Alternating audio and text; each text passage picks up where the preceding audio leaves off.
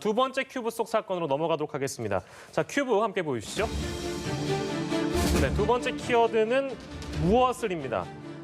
모방 범죄로 알려졌던 화성 연쇄살인 사건의 8차 사건이 진실규명의 핵심으로 떠올랐습니다. 유력 용의자 이춘재가 본인의 소행이라고 자백을 한 가운데 이 사건의 진범으로 지목돼서 20년의 옥살이를 하고 가석방된 윤모 씨는 재심을 준비 중이라고 하는데요. 경찰은 오늘 8차 사건과 관련해서 브리핑도 진행을 했다고 합니다. 자세히 알아보도록 하겠습니다. 자, 일단 경찰 브리핑 내용을 저희가 먼저 정리할 텐데요. 곽 교수께서 좀 어떤 내용이 나왔는지 좀 정리해 주시죠. 예, 오늘 경찰에서 브리핑을 하면서 이야기한 것이 이 8차 사건에 대해서 이춘재가 이제 자백을 했고 그리고 실제로 그 자백 내용들을 들여다보니까 상당히 의미 있는 그런 어떤 진술들이 있다는 이런 이야기를 했습니다.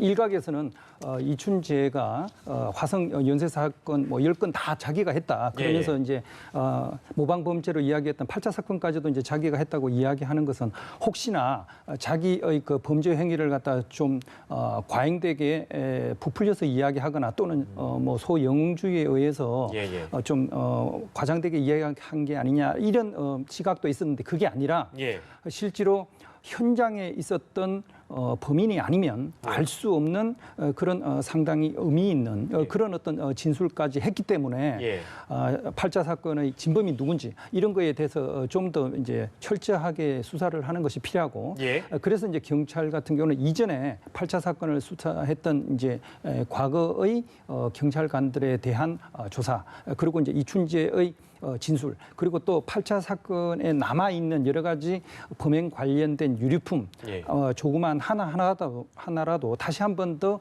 분석을 해서 과거에 어떤 일이 있었는지에 대한 사건을 구성하고 진실을 좀 규명해 보겠다 이런 의지를 밝히고 있습니다. 무게에 대한 부분인데 그렇다면은 지금 경찰 입장에서도 물론 이제 미제 사건이었고 오래전에 있었던 사건이고 지금 상황에서 이춘재 진술을 어디까지 믿을 것인가 지난주까지는 이 신빙성에 대한 얘기들이 굉장히 많이 나왔습니다. 근데 지금 이 경찰 브리핑을 토대로 제가 질문을 이제 변호사께 드리면 허위 자백이 아닐 가능성에 좀 더 무게를 두고 있다 이렇게 봐도 되겠습니까? 네, 지금 일단은 경찰은 구체적인 내용에 대해서는 밝히지는 않았지만 자백한 내용 중에서 범인이 아니면은 진술할 수 없는 그런 내용들이 포함되어 있다는 취지로 발언을 인터뷰한 내용이 나와 있습니다.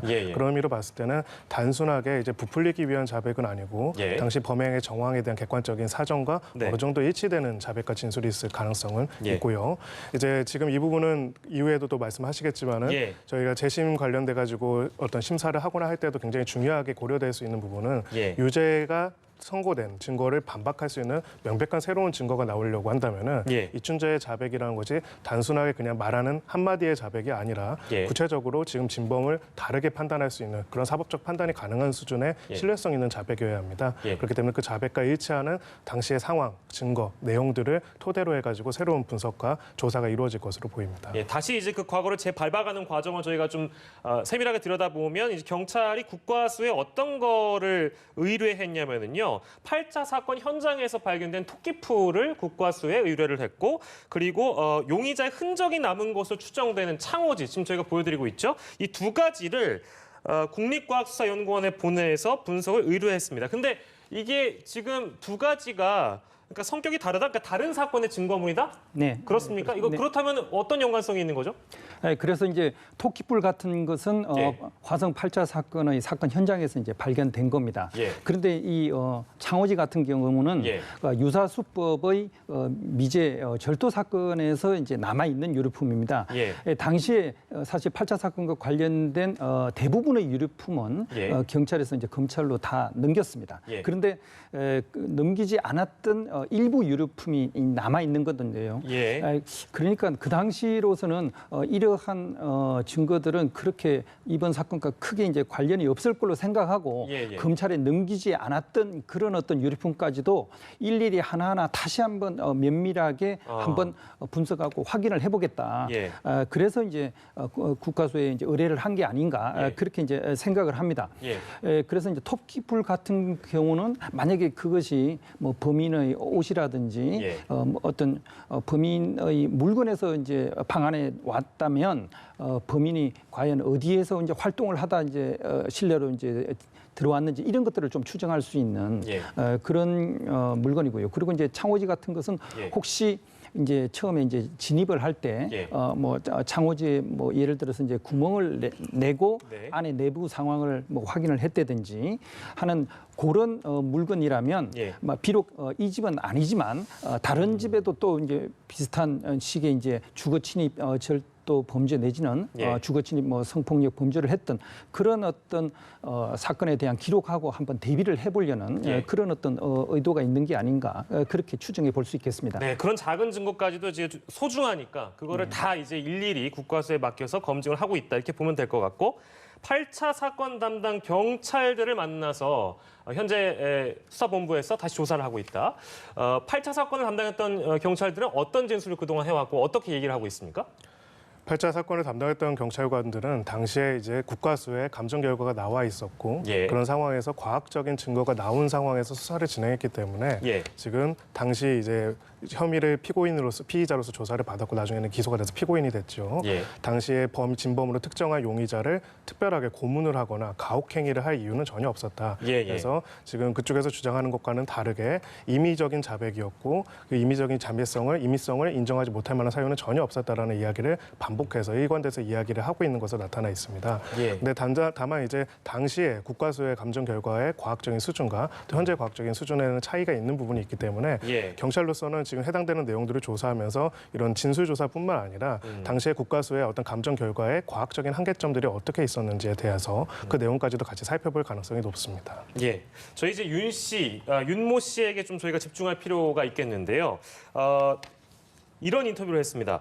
혹독한 고문을 받고 허위 자백을 했다고 조사를 하고 있는데 곽 교수님, 윤모 씨는 그러니까 당시 조사 과정에 대해서 어떻게 묘사를 하고 어떻게 설명을 하고 있습니까? 네, 윤모 씨 같은 경우는 자신이 이제 경찰에 가서 이제 수사를 할 때 굉장히 좀 강압적인 그런 분위기에서 이제 좀 자백을 강요를 받았다.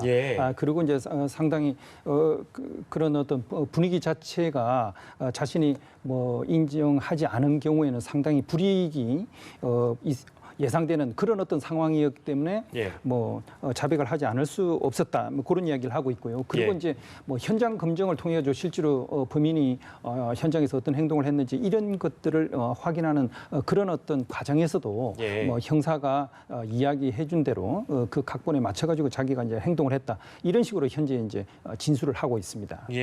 근데 윤모 씨가 이춘재에 대한 언급을 했다는 얘기가 있더라고요. 실제 무슨 얘기를 했습니까? 그래서 이제 윤모 씨 같은 경우는 이춘재로부터 과연 화성 8차 사건을 본인이 저지른 건지 아닌 건지에 대해서 확실한 좀 답을 듣고 싶다. 그래서 자기가 실제로 그 일을 하지 않았다는 그걸 이춘재 입을 통해서 좀 확인을 해보고 싶고 그래도 자기가 만약에 그런 어떤 진범이 아니다. 뭐 이런 거를 갖다가 이제 이춘재가 뭐 그 사실을 갖다 범행을 갖다 저질렀다 그러면 사실 이제 자기는 그동안 뭐 억울한 누명을 쓰고 있었던 거니까요. 그런 것들을 좀 이춘재가 있는 그대로 진실을 말해가지고 자기가 그동안 수십 년 동안 써왔던 누명을 좀 벗고 싶다 이런 이야기를 했습니다. 답답함을 토로하는 그런 얘기였네요. 자, 저희가 앞서 소개해드린 대로 자신의 무죄를 주장하면서 지금 윤 씨 쪽은 재심 청구를 준비 중이라고 합니다. 이 재심 청구에 대한 부분은 재심 전문 변호사죠. 박준영 변호사가 맡았다고 하는데 이분이 한 라디오에서 밝힌 내용이 있습니다. 그걸 먼저 듣고 돌아오도록 하죠. 이렇게 물고문이나 이런 건 아닙니다. 이 사건이 여론의 관심을 받고 있던 사건이었기 때문에 체포하자마자 어두워질 때쯤에 산으로 데리고 왔어요. 겁을 줬다라고 얘기를 했고요. 성화비인데 이분이 근데 그런 사람한테 쪼그레뜨기를 시키고 또 때리고 한 3일 동안 잠을 안 재웠대요. 잠을 안 재우면서 그 자백을 갖다가 사건 내용과 맞춰버렸던 겁니다.